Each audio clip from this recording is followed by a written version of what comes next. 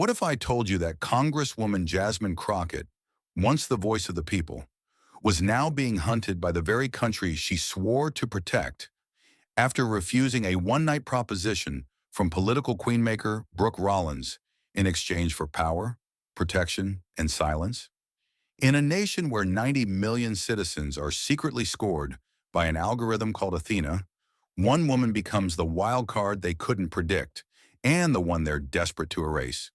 As DC spirals into chaos and betrayal strikes from within her own team, Jasmine must decide, vanish quietly or burn the whole machine to the ground. This isn't fiction. It's a war for the soul of democracy. And while Brooke signs deals beneath the Capitol, Jasmine rises to challenge an empire built in silence. The cold in Washington, D.C. that night wasn't just in the air. It was in the bones of the city. Marble buildings stood like tombstones under a frozen sky, monuments to deals made in whispers and buried with ceremony. Streetlights flickered like the heartbeat of a dying republic. Somewhere, in an apartment overlooking the Potomac, a mother tucked her child into bed and locked the doors. Elsewhere, drones hovered above poor neighborhoods, scanning faces for patterns that only machines could decipher. The Capitol dome still glowed faintly, but the real power had shifted, moved underground, beneath layers of protocol and deception. Down below, past antique floorboards and biometric steel, something ancient in spirit but new in method was unfolding. A new order, a quiet coup, one that didn't need blood, just silence. At 11:47 p.m., beneath a seemingly ordinary townhouse in Foggy Bottom, Brooke Rollins entered her theater of influence. The elevator shaft was quiet as death, descending into an underground estate engineered not just for privacy, but for immunity. This wasn't a war room, it was a cathedral to control. Velvet-paneled walls muted every word. Dimmed amber chandeliers hung like suspended judgment. The temperature was set to precision, just warm enough to keep the nerves steady, just cool enough to deter emotion. Around a table the length of a coffin sat 12 individuals, each worth more than the GDP of small nations. Corporate CEOs with bloodless smiles, retired generals with secrets under their fingernails, senators out of term but still in power. And at the head of the table, Brooke Rollins, dressed in tailored midnight blue, hair sharp, posture sharper. She didn't sit. She reigned. She poured herself a glass of Louis XIII, the kind of cognac reserved for final toast before kingdoms fall. The room waited. Even the air seemed to lean toward her, like gravity had shifted. Then she spoke, each word a scalpel cutting through doubt. 6 years, she said. 2 billion in private capital, 11 covert test programs, 100,000 profiles in beta simulation. And still, they hesitate. She tapped a folder with her fingernail. A thick packet stamped Confidential, CBIACT, the Citizen Behavior Identification Act, a bill disguised as public safety, but engineered for mass behavioral control. This is not about crime, she continued. This is about compliance. Loyalty is no longer measured by belief, it's measured by behavior. And we are the architects of the algorithm. A click from her remote illuminated the wall behind her, an interactive map of the United States glowing in red and blue. Not electoral colors, behavioral threat zones. Every dot pulsed with real-time citizen data, speech sentiment, political donations, protest attendance, online sentiment scores, credit movement, emotional tone. We can predict unrest 7 days before it begins, arrest dissent before it mobilizes, rewire democracy into a system that rewards silence. A few guests exchanged glances, more with envy than fear. One hedge fund manager cleared his throat. And if the Congressional Oversight Committee gets cold feet? Brooke smiled, but it didn't touch her eyes. We don't need their consent. We've already profiled their wives, mistresses, donors, debts, addictions. The algorithm doesn't need permission. It needs only calibration. Silence followed. Then one by one, the guests reached for their pens. Across town, in a hearing room stripped of pretense, Congresswoman Jasmine Crockett stood alone. One woman against the machinery. Her breath was visible under flickering fluorescent lights that buzzed like flies on a carcass. The room was cold, intentionally so, a tactic to sap stamina and shake confidence. Most of her colleagues had already left. The press had moved on to another scandal, but Jasmine stayed, gripping the podium like it was a ledge above a fire. She wore no jewelry, no distraction, just steel in her spine and truth in her hands. Before her lay the same bill, the Citizen Behavior Identification Act. She called it what it was: digital segregation, codified repression, a data-driven noose. Her voice cut through the silence like a siren. This bill claims to protect the nation, but let me ask, protect whom from what? Because every clause, every subpoint targets not criminals, but the poor, the loud, the angry, the different. She held up a chart showing the beta testing demographics. 86% of subjects flagged for pre-criminal behavior were Black or Latino. 74% live below the poverty line. And you expect me to believe this is neutral technology? She slammed the paper down. You're not protecting America. You're programming it to forget who it belongs to. One camera still streamed. One intern still typed. But outside the hearing room, her words were already being drowned by corporate press releases and paid political ads. Jasmine was tired, but it wasn't the kind of fatigue that sleep could cure. It was a bone-deep ache, the cost of resistance, of always being outnumbered, outfunded, outgunned. She wasn't naive. She knew the votes were already bought, but she also knew what Brooke Rollins didn't. Truth doesn't need to win in the room. It only needs to survive the night. As Jasmine exited the chamber, the marble echoed under her heels like a war drum. A janitor looked up from mopping and gave her a nod. The kind you give someone walking into a fight they won't win, but must fight anyway. Somewhere beneath the city, Brooke raised her glass in silent triumph. Somewhere above it, Jasmine adjusted her blazer, tightened her jaw, and walked into the dark. Two women, two battlefields, one inevitable collision, and when it came, it would shake the Republic to its foundations. The note arrived with no return address, no fingerprint, no smudge. Delivered in a navy blue envelope pressed with an unfamiliar crest, 3 overlapping rings in gold foil, embossed so faintly it disappeared in certain light. Jasmine Crockett held it like it might explode. There was no sender, only a line written in elegant cursive. For your eyes only, 24 hours. Her instincts screamed. Every part of her body that had learned to survive in a world of power plays and private knives said walk away. But the envelope pulsed like a live wire in her palm. The more dangerous the invitation, the more it promised truth, or at least the performance of it. She opened it slowly. Inside was a card, black, edged in silver. Simple words. Just one sentence. I don't want to fight you, Jasmine. I want to raise you to legend. Signed, B.R. She stared at the signature for a long time. Brooke Rollins, the architect of her nightmares, the woman whose policies had shackled neighborhoods in digital chains, the voice behind every bill that turned data into shackles and silence into citizenship. And now that woman was offering, what?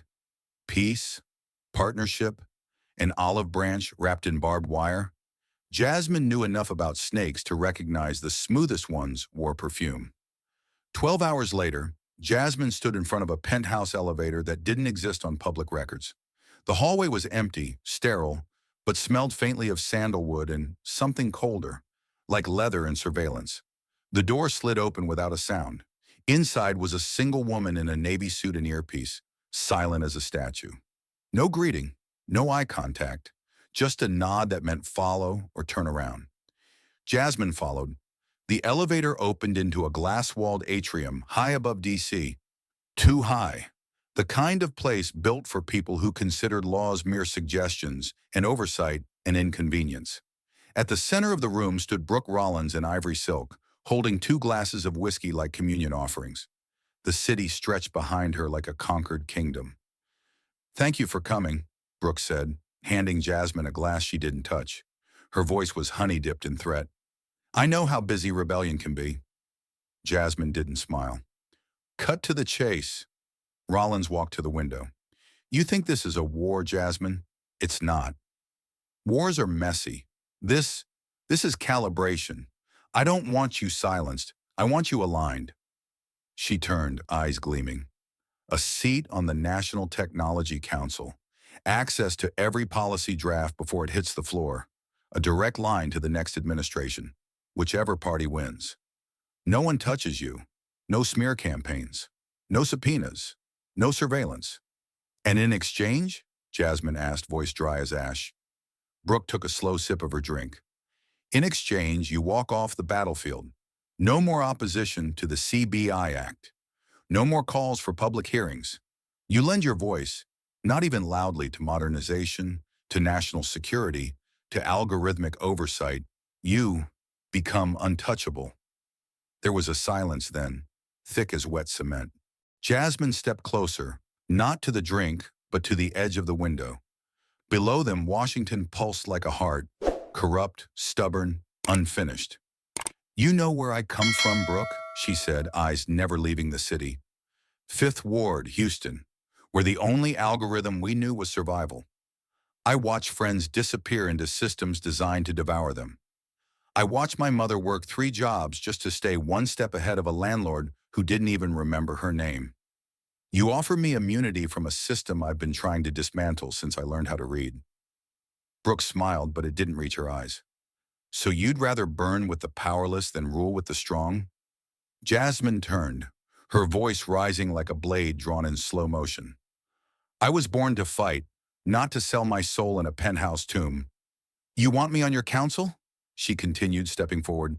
Then tear down every cage your policies built and start by admitting the truth. You don't want peace. You want control with a black face on the brochure. Brooke's jaw tightened. The glass in her hand cracked, spider webbing at the rim. I made you an offer no one else would dare dream of. And I made you a promise, Jasmine said, eyes now level. You can buy votes, algorithms, airtime, but you will never buy me. I'm not here to join your empire. I'm here to bury it. The temperature in the room shifted. The security agent outside tensed. But neither woman flinched. Jasmine turned without another word and walked toward the elevator. Brooke didn't follow. She didn't have to. As the doors slid closed, Jasmine saw her reflection. Not polished, not protected, but real, raw, unbought. And for the first time that night, she smiled, because now the war had officially begun. It started with a headline, short, clinical, devastating. Breaking. Video surfaces of Reverend Jasmine Crockett inciting civil unrest. The footage hit every screen at 8:03 a.m. Sharp, morning shows, digital billboards, push notifications. Jasmine's face flickered on phones, tablets, office TVs. But it wasn't her face. Not really, not the way she knew it. The lighting was wrong. The angle too precise, her voice too crisp, too angry, too staged. In the video, she stood in front of a burning patrol car, fists raised, shouting, "Burn it all if they won't hear us. No justice, no peace ever." But Jasmine had never said those words, never been at that protest, never even visited that city. Within 2 hours, the clip had been shared 4.6 million times. Hashtags bloomed like mold. Josh Crockett Chaos, Joshi Deep State Queen, Josh Radical Rep. News anchors, feigning neutrality, dissected her posture, her tone, her supposed history of incendiary language. Right-wing influencers gleefully screamed, "We told you so." Mainstream networks tiptoed, cautiously phrasing it as possible manipulation, but always ending with, "We've reached out for comment." No one asked if it was real. They just asked how bad it was going to get. By noon, Jasmine's security detail doubled. By 2 p.m., a subcommittee chair announced her temporary suspension from the National Ethics Review Board, pending investigation. That was the cue. The knives came out, quiet, clean, pre-sharpened. Corporate donors froze. Party strategists stopped returning calls. A senator she'd mentored on police reform ghosted her entirely. A text from her staff read, "We lost 3 campaign endorsements in 45 minutes. Then came the unexpected punch. A photograph of her ex-boyfriend, Devin James, a civil rights attorney turned youth counselor, was leaked, dated, and linked to the same protest. Within an hour, tabloids ran with the headline, "Was he the radical link?" The man behind Jasmine's rage. Devin, who hadn't spoken to her in almost 4 years, was doxxed. His office was vandalized. Parents pulled their children from his after-school program. Then he was fired without a meeting, no appeal, just an email. "Due to public perception and ongoing concerns, we must terminate your contract." Jasmine called him. He didn't answer. She called again. Voicemail. The third time he picked up, voice low, shattered. "You should have known this was coming. They were never going to let you speak and survive." She stood in her kitchen, gripping the phone like it might keep her upright. Her staff had cleared out for the evening. The apartment was too quiet, like a battlefield after the mortars stop but before the screams begin. Her body ached with rage, but deeper than that was guilt. Not for what she'd done, but for what her fight had cost the innocent. The door creaked open behind her. "Did you eat today?" Her mother. In a baggy pink scrub top and sensible shoes, hands that had sutured wounds and held dying fingers for 30 years, Mrs. Denise Crockett walked in like she still had keys to every locked soul in the world. She put down a bag of food and turned to her daughter, who hadn't moved, eyes wet, shoulders high, breath shallow. "They ruined him," Jasmine whispered. "They ruined him to get to me." Her mother walked over, took the phone, and placed it face down on the counter. "They didn't ruin him. They shamed themselves." "But no one will care, Mom. No one will check. They'll just scroll past me like a headline they're tired of." Denise didn't raise her voice. She never needed to. She reached out, placed her calloused palm against Jasmine's cheek, and said the words that cracked something wide open. "Baby, if you fall, who stands for the ones without a voice? You are not allowed to break. Not yet. Not now." Jasmine collapsed into her arms, not from weakness, but because strength needs somewhere to bleed. And for a minute, in her mother's arms, she remembered. She remembered the food lines, the broken public schools, the neighborhood watches that protected no one. She remembered standing in front of a judge at 16 for defending her cousin in a fight, and how her mother took off work just to beg the court not to brand her daughter forever. She remembered why she stood. Outside the apartment, a black SUV idled. A figure in a tailored coat watched the windows from the sidewalk. Brooke Rollins didn't need to kick down doors. She just needed to open the right wounds. Back in the kitchen, Jasmine straightened, wiped her face, walked over to her laptop, and began typing. She wasn't finished. She was just getting warm. The invitation came in person this time. A tall man in a charcoal suit, no name tag, no visible weapon, handed Jasmine a folded card inside a matte black envelope. No seal, no logo, just a single line printed in gold ink. One final conversation, unrecorded, undisturbed, unforgotten. There was an address, a time, 10 p.m., same day. No context, no conditions. Just that eerie certainty Brooke Rollins always carried, the way kings used to send riders ahead of sieges, with a smile, not a sword. Jasmine almost laughed. Almost. But something in her blood told her to go. Not to accept, never that, but to see what kind of monster invites its prey into velvet and silence. By nightfall, she was outside a nondescript glass building in Arlington, unmarked and humming with private power. 2 guards flanked the door, both female, both armed. They scanned her body without words. No phone, no bag, no wires. Jasmine walked in carrying only her defiance and a name she refused to let them ruin. The room was colder than expected. Not in temperature, though it was chilled like fine meat, but in atmosphere. Minimalist, luxurious, and sterile. Gray velvet walls, a single mahogany table in the center, no windows, no cameras visible. A setting designed for absolute deniability. Brooke Rollins was already seated, legs crossed, wearing black satin like it was armor. A glass of red wine shimmered between her fingers, untouched. "Close the door," Brooke said, not looking up. Jasmine did. Brooke gestured to the seat opposite her. No tricks, no press, no pressuring, just 2 women at the peak of their power, or something close to it. Jasmine remained standing. Brooke exhaled softly, then met her eyes with something too calm to be desire, too sharp to be admiration. I've made you political offers. I've sent you power, protection, even a seat at the kingmaker's table.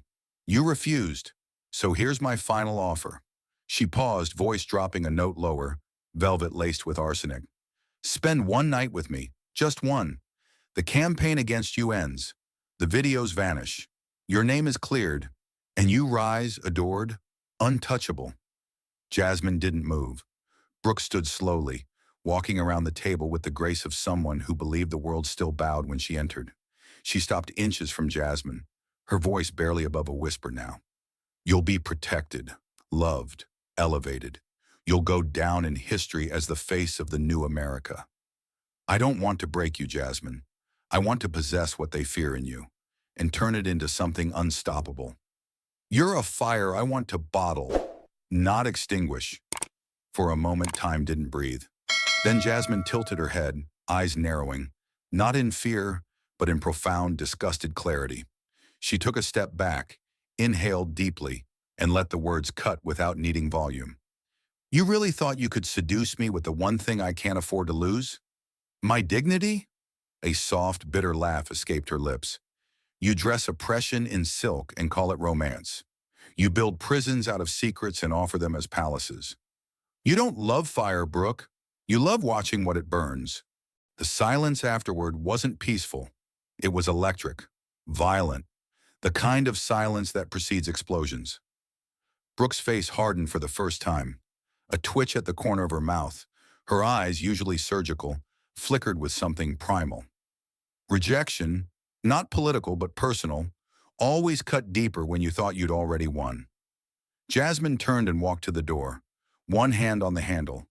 But something, the weight of air, the echo of a breath, made her pause. She looked up. There, hidden above the molding, a pinhole lens, a camera, faint but unmistakable. She scanned the ceiling, another in the corner, one more embedded in the thermostat. She stepped back slowly, heart thudding, not with surprise, but with fury so clean it felt holy. Of course, she muttered aloud. You don't seduce. You stage. This wasn't an offer. It was a trap. Brooke didn't deny it, didn't flinch. She just raised her wineglass and said too softly, History isn't written by those who win clean, Jasmine. It's written by those who write first. Jasmine turned, stormed out, the door slamming behind her like a gunshot. Her steps echoed down the private hallway, every footfall a declaration, every breath a loaded vow. By the time she reached the street, her pulse had steadied, but her world had changed. Again, she knew now. It was no longer about her platform, her bill, her name. It was personal. They wanted her body, her image, her silence, her submission. And they were about to learn what it meant to hunt someone who had nothing left to lose. The email arrived at 3:17 a.m. No subject line, no sender address, just an encrypted link with a digital signature Jasmine had never seen before. A string of code that pulsed red like a warning. V4N3. Her pulse quickened. She didn't sleep much these nights. Not after the trap.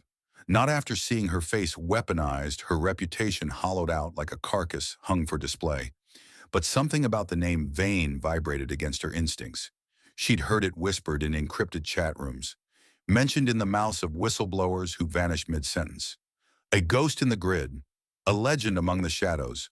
Whoever they weren't here to play games. She opened the file on a secure drive, heart pounding. The screen flooded with folders. Athena Protocol, WIP list, Neural Mock, Press Kit Menup. No context, just data, ruthless, gleaming, and real. She clicked Athena Protocol. Inside, a 32-page white paper stamped FBI Confidential and DoD, Private Defense Intelligence Testbed. It began with a sentence that turned her stomach to ice. The future of national security is not war, it is compliance. It wasn't a bill. It wasn't a proposal. It was a functioning program, already operational. Athena was a joint development between AFPI and a private defense contractor called Integrix. Its purpose, to create psychological citizen profiles using passive data, online behavior, purchasing history, biometric data from wearable tech, even voice modulation from phone calls. The algorithm produced what it called a submission index, a ranking system for how likely an individual was to obey state directives under duress. Red scores meant escalation protocols. Yellow meant monitor for drift. Green meant safe for influence campaigns. Jasmine scrolled faster, her breath growing shorter. The deeper she dug, the uglier it got. Lawmakers and journalists were included, with dossiers detailing sexual preferences, blackmail pressure points, emotional triggers, even family secrets scraped from hidden medical records and therapy logs. A map popped open, color-coded zones showing entire communities flagged as resistance clusters. The criteria: poverty level, race, past protest attendance, historical voting patterns. Even certain Spotify playlists triggered a yellow flag. At the bottom of the file, a list titled Behavioral Conversion Assets, names she recognized. Senators who flipped on progressive bills without explanation. Anchors who suddenly shifted their talking points. Activists who disappeared from the national stage. Rollins hadn't just been silencing opposition, she'd been rewiring democracy itself. A chat window blinked open on the corner of the screen. V4N3. You're not crazy, you're targeted. V4N3. I've been inside for 2 years. I'm one of the engineers who built it. I couldn't sleep. I still can't. V4N3. They built this for post-democracy America, and you were always the test case. V4N3. I watched them flag you 3 years ago. They called you the unyielding variable. That's what scared them most. V4N3.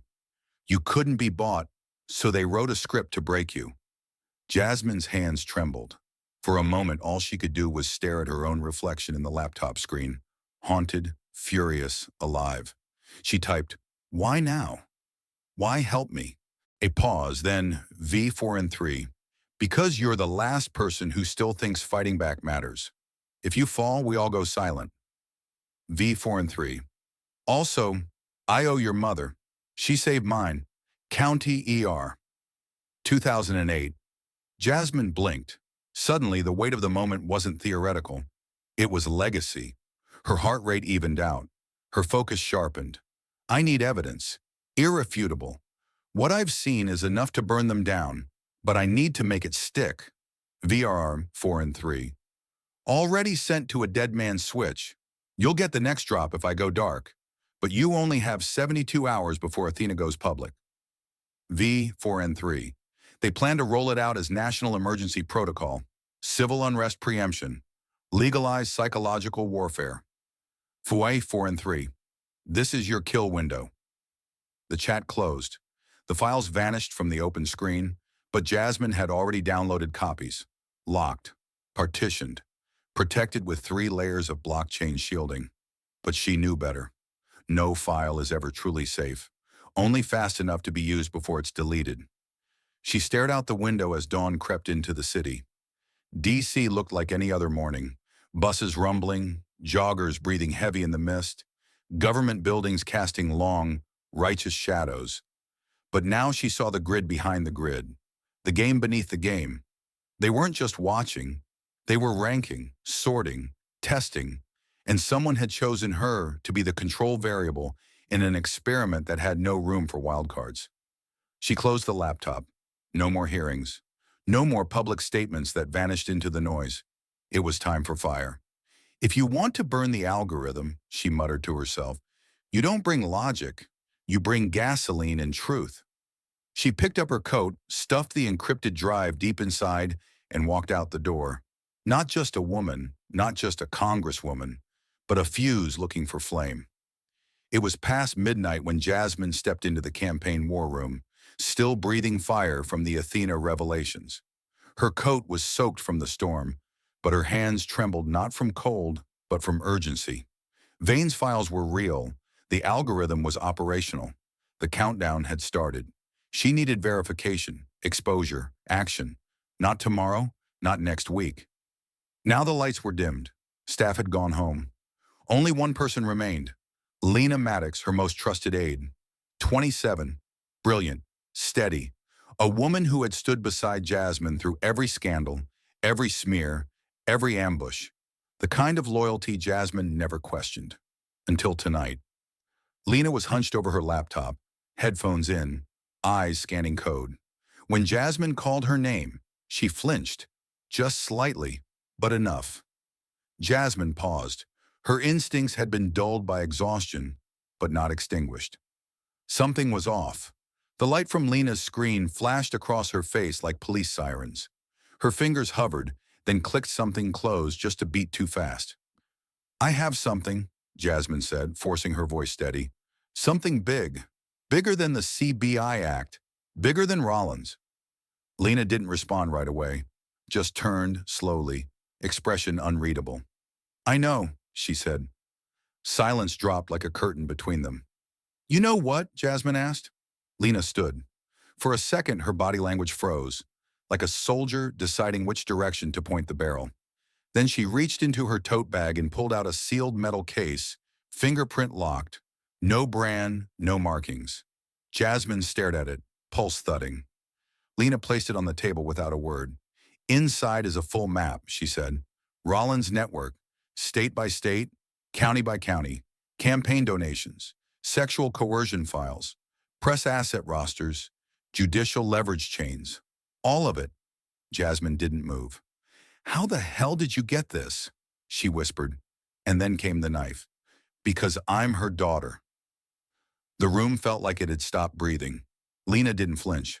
"Adopted, raised by her since I was 8, groomed to take her place.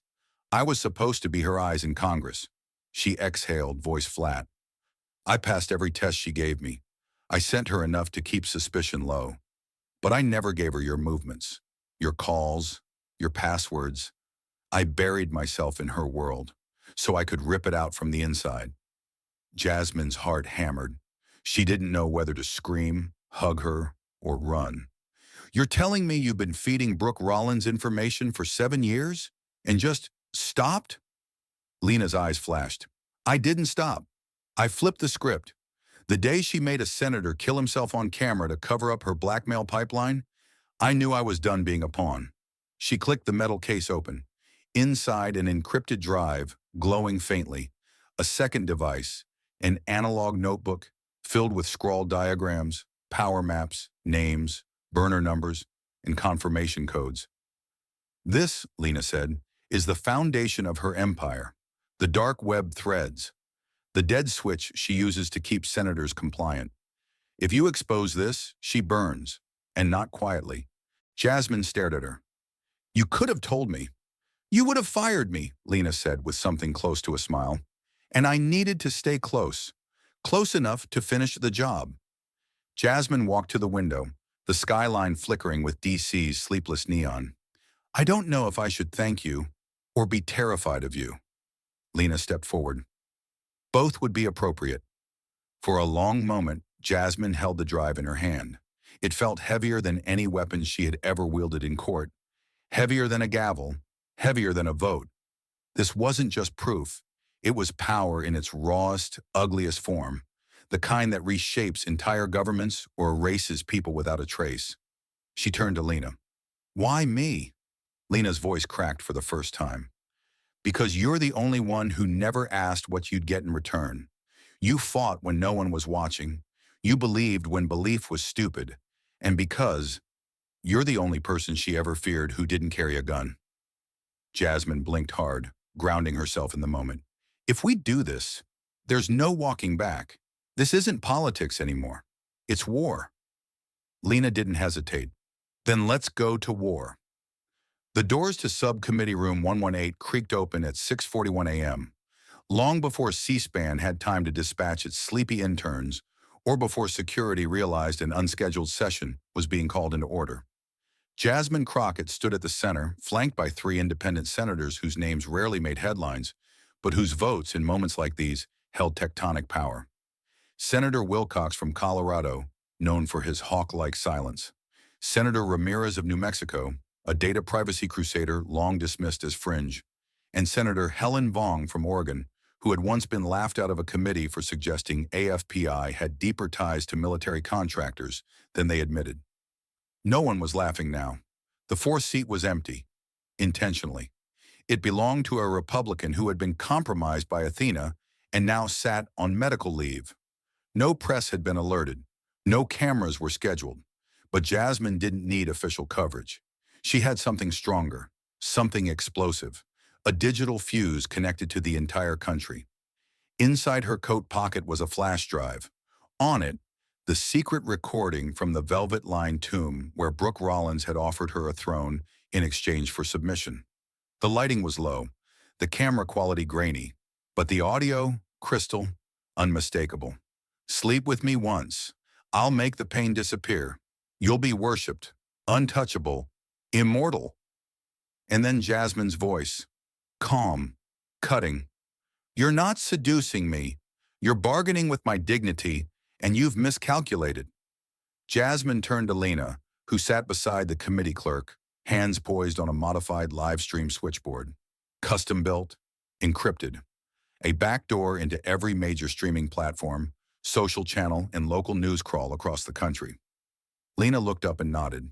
Do it. At 7:02 a.m. Eastern Standard Time, every screen in America blinked black. Phones, smart TVs, hospital monitors, airport displays. For exactly 3 seconds, the world held its breath. Then the video began to play. Rollins appeared first, graceful, predatory, impeccable. She made the offer like it was policy, not seduction. Jasmine stood her ground, defiant, eyes blazing through the darkness. The conversation was damning, not just for its content, but for what it revealed. A woman of state using intimacy as leverage, using fear as collateral, using power like a scalpel. And the nation watched, in kitchens, in gyms, in the halls of Congress itself. By 7:11 a.m., Twitter was in meltdown. The velvet treason and burn the algorithm trended globally. Primetime anchors ditched pre-written scripts and demanded answers live on air. In Brooklyn, protesters flooded the streets. In Nashville, AFPI offices were surrounded by crowds chanting Jasmine's name.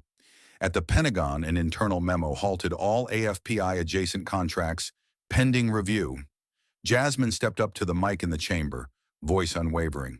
This recording is real. This meeting was unsolicited. This offer was not politics. It was predation wrapped in patriotism.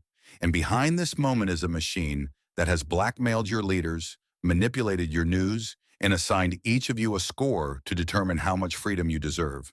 She placed a second flash drive on the podium. This contains partial access to Athena protocol.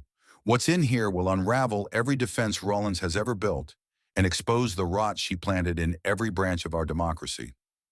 The committee fell into stunned silence. Ramirez leaned forward. Congresswoman Crockett, are you saying this system has been used on us? Jasmine met his gaze. I'm saying it was built for you, to own you, to train you, to break you in advance, before you ever had a chance to say no. At 7:43 a.m., the Speaker of the House issued an emergency order. All AFPI policy lobbying privileges would be suspended indefinitely pending a full congressional investigation. That same hour, Brooke Rollins' office released a single-line statement. The Congresswoman's allegations are baseless. We will not respond to fiction. But it was too late. The fiction had been watched by 127 million people in under an hour. It had felt more truthful than any press release ever could. Rollins had built her empire in whispers. Jasmine had detonated it with a sentence. And yet the aftermath wasn't victory. It was exposure. Now the target on her back pulsed like a wound. AFPI wouldn't go quietly. Rollins wouldn't vanish into disgrace. She would come back, darker, colder, unhinged. As Jasmine stepped outside, the air smelled like ozone and smoke. Riot police were already mobilizing in pockets of the country. AFPI loyalists were calling it a deepfake rebellion. But she didn't care, because for the first time the machine flinched, and that was enough, for now. At exactly 2:09 a.m., a cyber attack rocked the Eastern grid. Wall Street froze. Emergency services in 3 states went dark. Air traffic control lost telemetry for 15 minutes. It was subtle but surgical, a phantom ripple that looked like an accident, but moved with purpose. Screens blinked, power rebooted, and in the chaos, a coordinated narrative was already spinning through encrypted media pipelines, pre-scheduled by bots, timed to the minute. The fingerprints on the code, Russian, the backdoor entry point, a server registered under Jasmine Crockett's name, an address she hadn't touched in 5 years.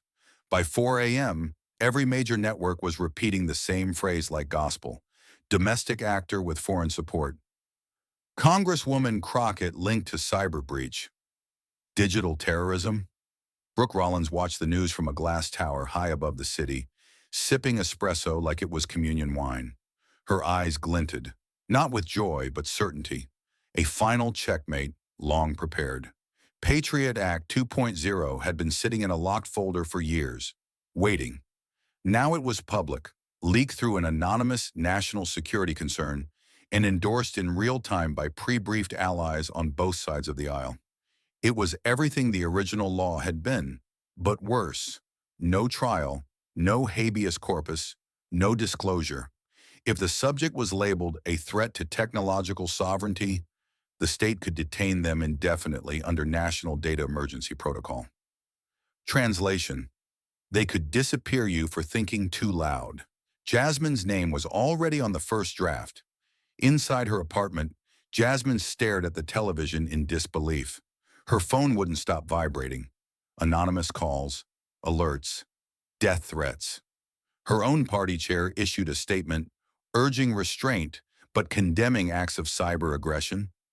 The walls felt like they were shrinking, every breath harder than the last. In a matter of hours, she had gone from whistleblower to America's most wanted ghost. And then the knock came. 3 sharp raps. Not neighbors, not friends. She moved to the peephole, heart racing. 3 men in black suits, badges in hand, stood outside. No words, just presence. She backed away slowly, grabbing her emergency bag. Under her floorboard was a metal hatch, a relic from a century-old Capitol escape tunnel network, mostly forgotten. Mostly. She opened it. Dust, cold air, and history hit her all at once. She crawled in. Above her, the door was kicked open. Flashlights, footsteps. But she was already in the dark, lungs full of dirt, heart full of fury.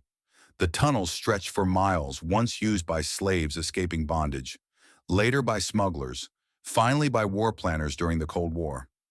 Now, a freedom fighter in reverse, running from the very system she tried to save. She ran. For minutes or hours, she couldn't tell. Turn after turn, stairs, ladders, sealed grates. Then a hand yanked her into a side chamber. "Quiet," a voice said. "They've got motion sensors above. You move, you die." A flashlight clicked on.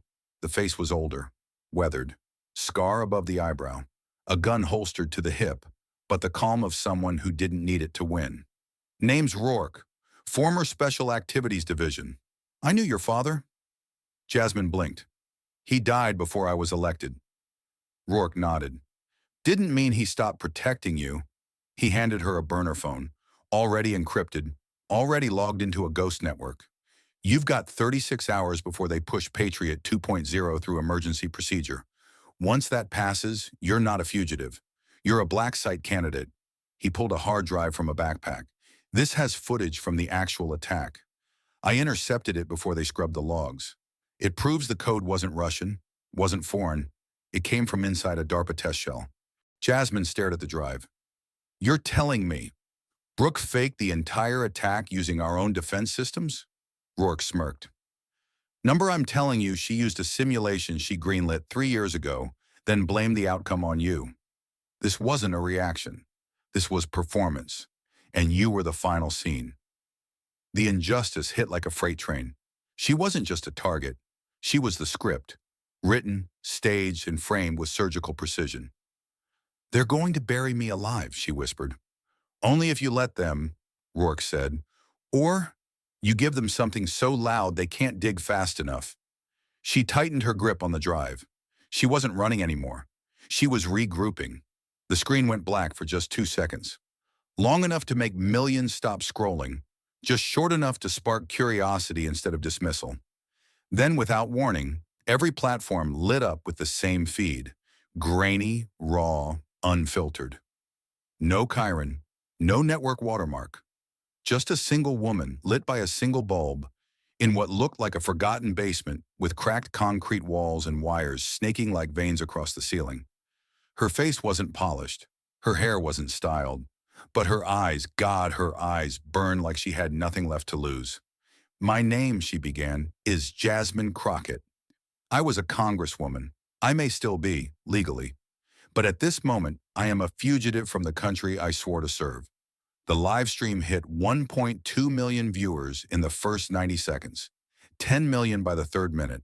No push notification, no paid promotion, just raw momentum powered by a population that had finally grown too tired to look away.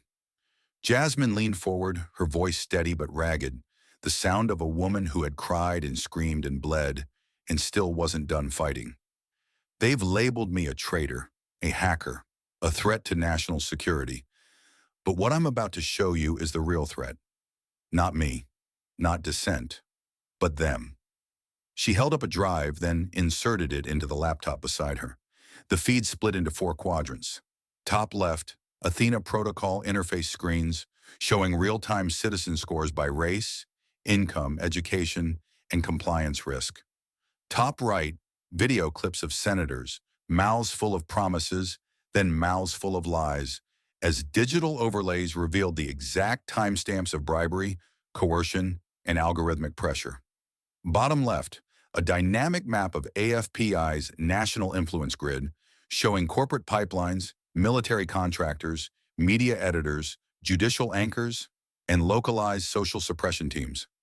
Bottom right, handwritten diary pages, unmistakably Lena's. Names, dates, confessions. A child raised in corruption, now burning the family tree. "This is the empire that called itself liberty," Jasmine said, her voice cracking but never faltering. "They created a system that doesn't just spy on you. It rates you, assigns you a value, decides if you are compliant enough to be free, and if you're not, you disappear, digitally, legally, or physically." Viewers across America wept, screamed, froze in place, some in apartments where Alexa now blinked erratically, some in office cubicles where the firewalls couldn't stop the truth, some in classrooms hearing history rewritten in real time. Jasmine kept going. "I am not the only one they tried to break, but I might be the last who stood long enough to speak. You don't need to believe everything I say. Just watch what they do after this stream." The audio cut briefly, intentional interference. A warning. But it came back within seconds, even stronger. "My phone is dead. My people are gone. I have no media outlet behind me. No campaign donors. I am speaking with nothing but evidence and breath." Then she leaned close, eyes locked on the camera like she was looking directly into every living room, every corner office, every soul. "If I vanish after this, you'll know why. But they won't be able to put this back in the box, because now you know." At 14 minutes and 37 seconds in, Jasmine paused. The screen went dark again, but not off. Then the words appeared, scrawled in white over black. "Athena is real. Democracy is compromised. Fight back." That same hour, in a press room wrapped in glass and money, Brooke Rollins stepped up to a podium. She was immaculate. Diamond earrings, tailored navy suit, not a hair out of place. The press swarmed like bees around honey laced with poison. Cameras snapped, microphones buzzed. She stood there, cool as a glacier, like the world wasn't crumbling around her. A journalist asked the first question, "Ms. Rollins, do you deny the authenticity of the footage released by Jasmine Crockett?" Another shouted, "Do you still maintain the cyber attack was foreign if DARPA servers were involved?" A third, "Is Athena protocol your creation? And if so, did you manipulate elected officials using it?" Brooke looked around, slowly, calmly, and then, to the shock of everyone, she smiled. Not wide, not gloating, but sharp, like a knife disguised as charm. "You all think this is about truth. That's adorable." Then she turned, walked away. No denial, no defense, just silence.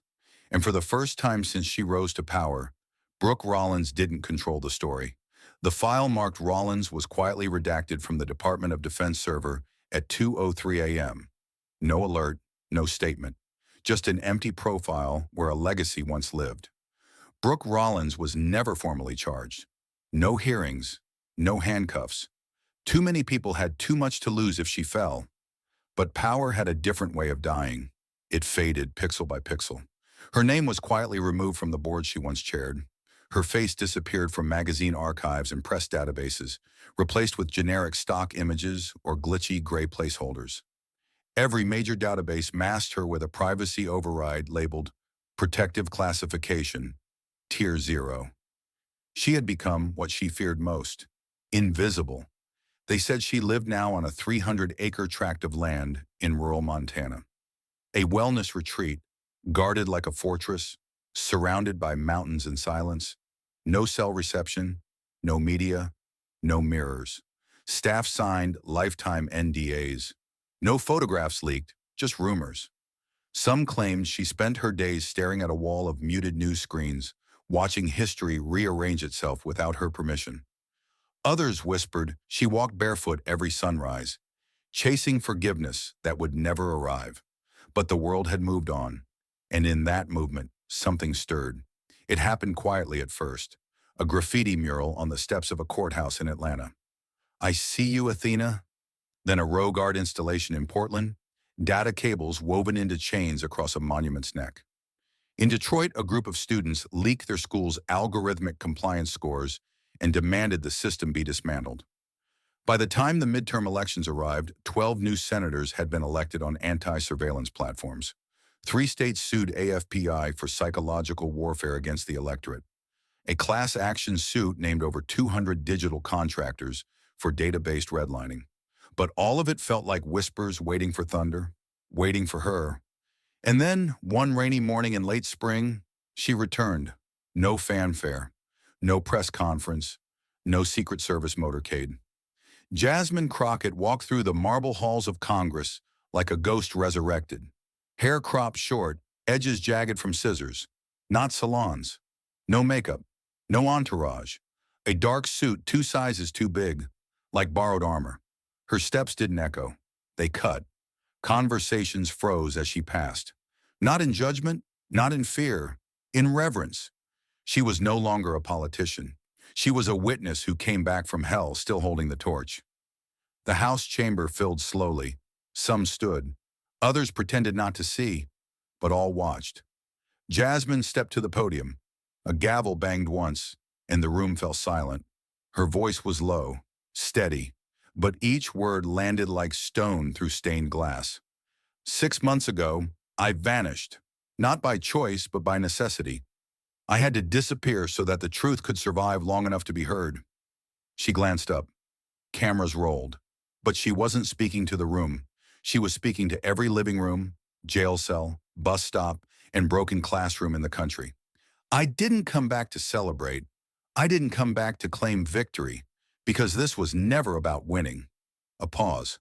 The weight of history pressed against her shoulders, but she stood taller. This was about refusing to be quiet. She pulled a small piece of paper from her coat, creased, worn, nearly translucent from handling. On it was a quote written in her mother's handwriting. "Silence is the luxury of the protected." She held it up.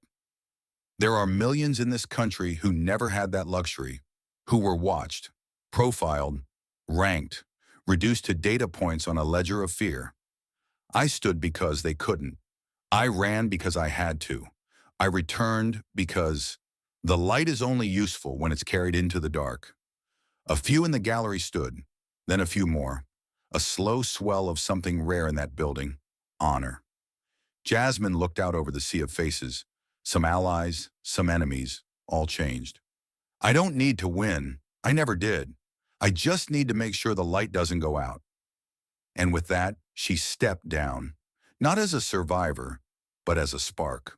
A woman who couldn't be bought, a voice that couldn't be muted, a story that couldn't be buried. And somewhere far away in a cabin surrounded by silence, Brooke Rollins turned off her screens for the last time because she knew the age of shadows was ending and the world was no longer silent. And as Jasmine walked out of the chamber, no applause, no anthem, just the thunderous silence of a nation that had finally begun to listen, something shifted in the air. Not in the laws, not in the institutions, but in the bones of the people watching. The kind of shift that can't be legislated. The kind that happens when someone refuses to be erased and lives to say so. We had just witnessed the end of a chapter, but not the end of the war. And from the ashes of political theater, one question remained. What do we take with us when the fire dies down? Because this story, however dramatized, however sharpened for effect, is rooted in something deeply real. Not in the specifics, not in the names or the faces, but in the feeling of being watched by a system that doesn't blink, judged by an algorithm that doesn't feel, reduced to a risk score in a world that no longer sees people, only patterns. Jasmine's war may be fictional, but the reasons she fought, the betrayal, the isolation, the righteous fury, those belong to far too many. This was never just a battle between two women. It was a collision between power and truth, between the comfort of control and the chaos of resistance. Jasmine Crockett stood not only against Brooke Rollins, but against an empire designed to crush you without drawing blood. A machine that smiles while it tightens the leash. That's what makes her victory so important. Because she didn't win by force, she won by refusal. She refused to be bought. She refused to be broken. She refused to stay silent in a country that rewards silence with survival. And that's the first lesson. Sometimes courage isn't about charging forward. It's about refusing to kneel when the whole world is watching. What Jasmine endured was not just injustice. It was engineered injustice. A war not fought on battlefields, but in headlines, deepfakes, data leaks, and betrayal by design. She was hunted in real time, framed with synthetic truth, erased with bureaucratic elegance. And for what? For being unpredictable, for being unprofitable, for being the kind of voice that algorithms don't like. Loud, honest, unfiltered. That's the world we're creeping toward, and this story holds a mirror to it. In that world, oppression isn't always loud. It doesn't always wear uniforms or carry clubs. Sometimes it smiles from behind a polished desk. Sometimes it invites you to a private room and calls the leash a partnership. Sometimes it offers you the throne just to see if you'll sell your soul for the view. Jasmine didn't, and she paid for that with everything but her life. But she survived. And that survival became a signal to others trapped in quieter cages. The whistleblower afraid to speak. The teacher flagged for a protest 10 years ago. The worker whose social media post cost them a job. The immigrant monitored without cause. The mother whose child is profiled by predictive policing software before they hit puberty. These people exist. They're not plot devices. They're neighbors, friends, maybe you. And that's the second truth. Resistance isn't rare. It's buried. Because the system doesn't kill it. It simply shames it into silence. You felt Jasmine's fear when she crawled through that tunnel. You heard her breath catching in the dark, the weight of betrayal crushing her chest like iron. That wasn't just character design. That was empathy-based realism. A storytelling approach crafted not to exploit trauma, but to echo it, to honor it, to remind us that behind every act of defiance, there is a cost. And those who pay it don't always get to write their endings. That's why this story matters. It's a warning and a tribute. To those who walk into fire they know they can't extinguish. To those who speak, knowing their voices might be turned against them. To those who endure erasure with their fists still clenched. Jasmine's return wasn't triumphant because she won. It was triumphant because she returned with her truth intact. No makeup, no spin, no script. Just scars and light. And the world she walked back into, it wasn't saved, but it was watching. And that too is power. You might be wondering how close this story sits to reality. The names are fiction, the events are dramatized. But the system they fight, the surveillance, the psychological scoring, the political puppetry, the quiet suffocation of resistance, that's real enough to taste in headlines.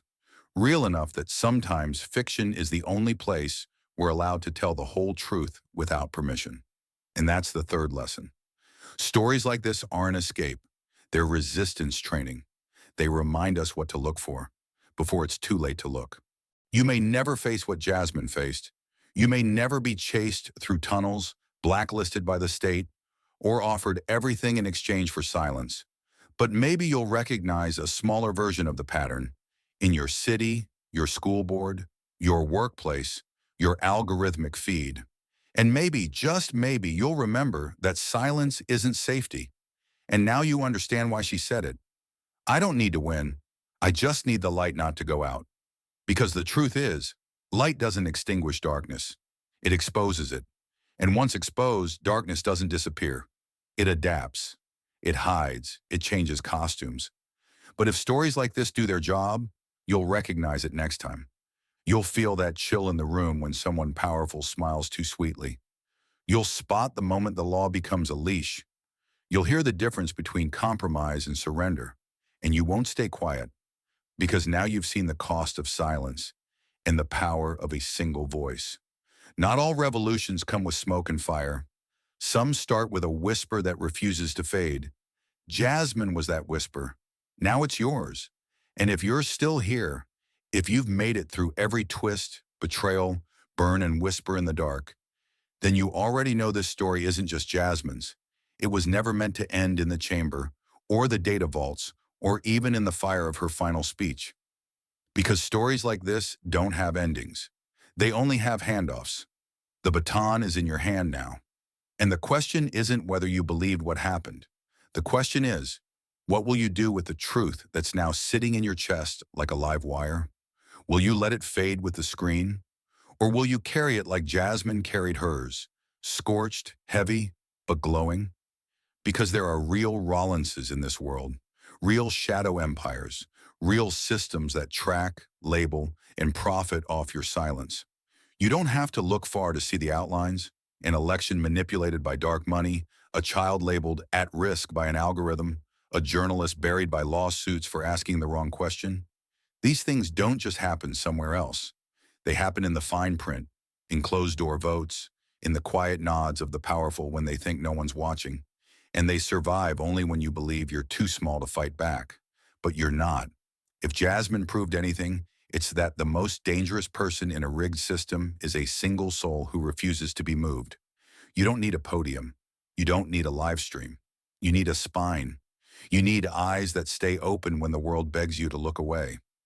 You need to say no to the manipulation, the gaslighting, the rebranding of oppression as security. No to being reduced to numbers. No to your voice being measured by market value. No to the normalization of silence. So here's what you do. You share this story loudly, relentlessly, not for likes, not for clicks, but because someone out there is Jasmine right now, on the run, under attack, wondering if anyone will believe them. You lift them with your platform. You demand transparency where secrecy thrives. You ask your leaders not what they promise, but who they answer to. You question every system that ranks your worth. You speak, you move, you watch, you remember. Because if injustice is the fire, you are the oxygen. And if enough of us breathe together, we burn the mask off the machine. Now go. Be loud. Be clear. Be the kind of light they can't unplug. Thank you for watching until this moment and for standing with us on this journey for justice. Your support means everything. Like, subscribe and turn on notifications so you never miss what's next. And we'd love to hear your thoughts. Leave a comment below and let us know what moved you most in this story. Together, our voices make a difference.